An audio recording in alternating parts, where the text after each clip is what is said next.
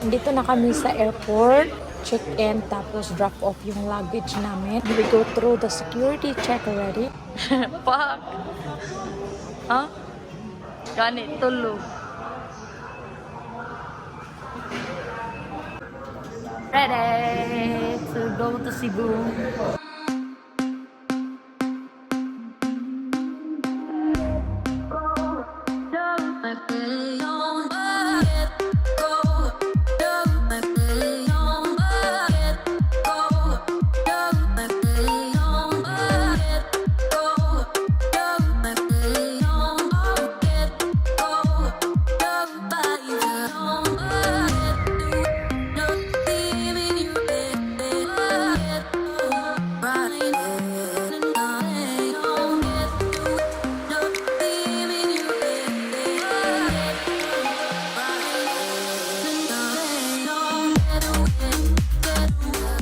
So, dumating kami sa Cebu, 10 AM, pero yung check-in time is 2 PM. So, andito na kami sa Ayala Food Court.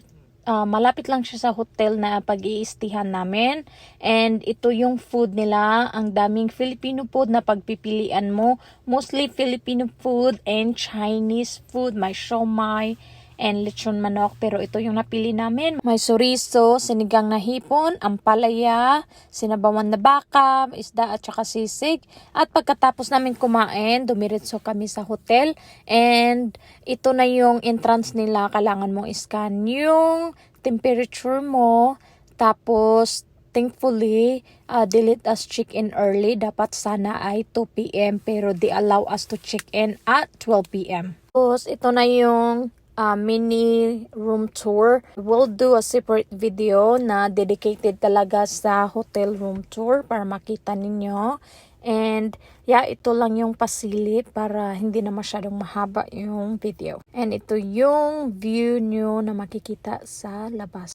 One nap later. Good morning! Ayan, ready na kami mag-breakfast.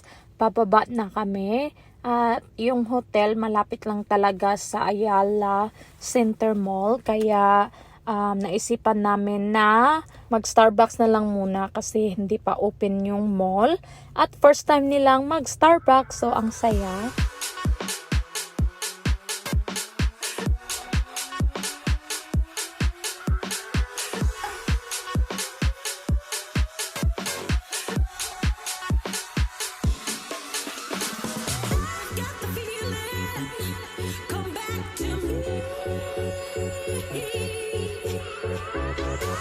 Later that night. So ayan, andito kami sa SMC side.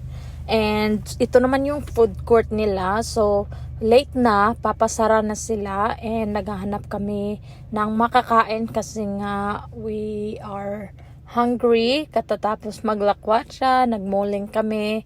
And yan, naghahanap talaga kami kung ano yung kakainin namin. And ang dami mong pagpipilian. So ito nga pala yung na-order namin. And ang sarap. The next day.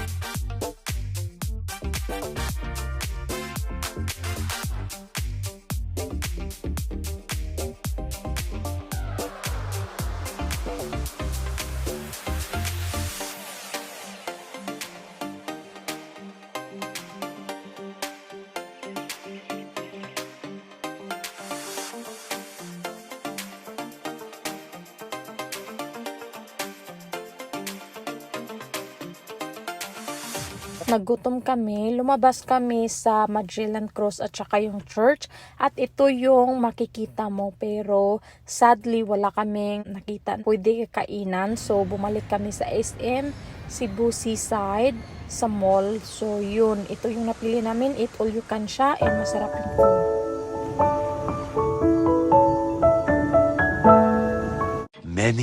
Many minutes later. Naisipan din ng papa at mama ko na check na lang yung mata nila. Bili ng eyeglasses.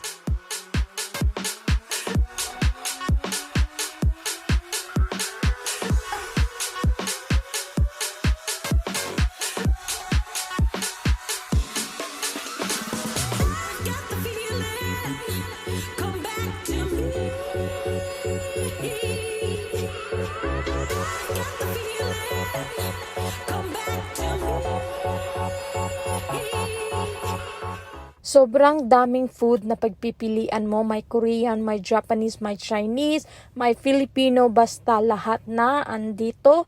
Worth it talaga siya. So, check it out. Sugbo Mercado sa may IT Park, Ayala, Cebu.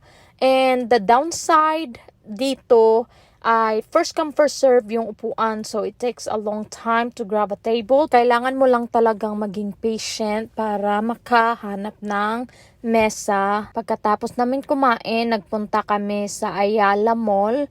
Across the street lang siya sa Sugbo Mercado, so kunting lakad lang. And nagpunta kami dito kasi nga first time namin at gusto namin i-check out yung time zone.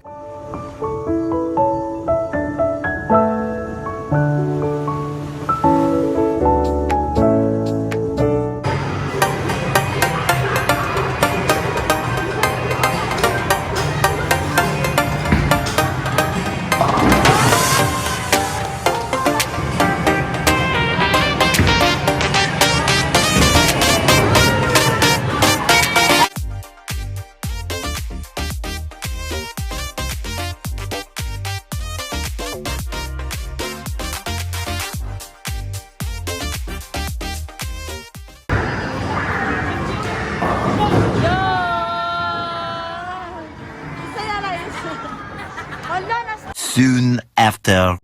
So the mall closed.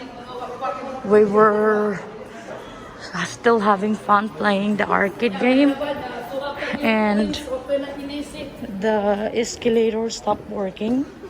All the lights are off. So dark. So we didn't even hear an announcement that the mall was closed. Early the next morning. Saging, sir. And tempura. So Japanese ni siya diri. So Japanese food siya diri.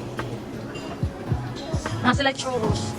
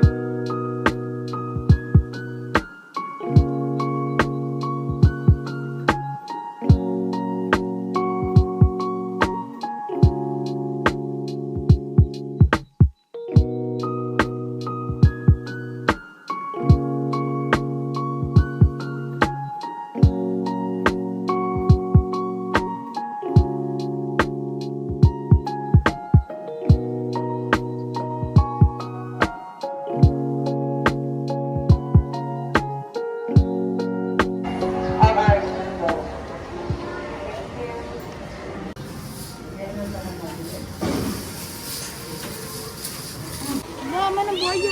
Ano na siya? Nalive ko. Oo. Bangus. Tapos, ginoo na amin ito ang isda ah. Di man na bangus. Bukugon, bulan-bulan. Dali.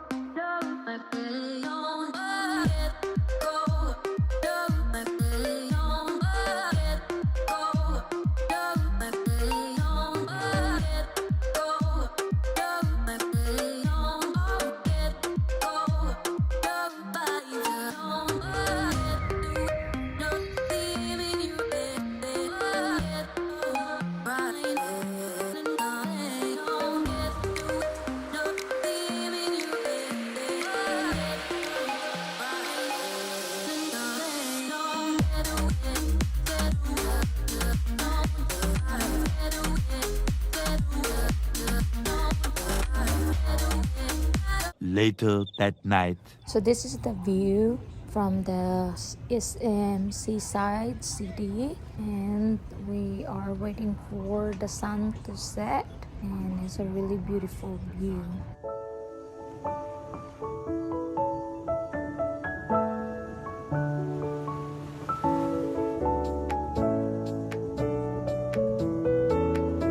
And then the next morning, we had an early flight to catch from Cebu International Airport going to Ozamiz Airport.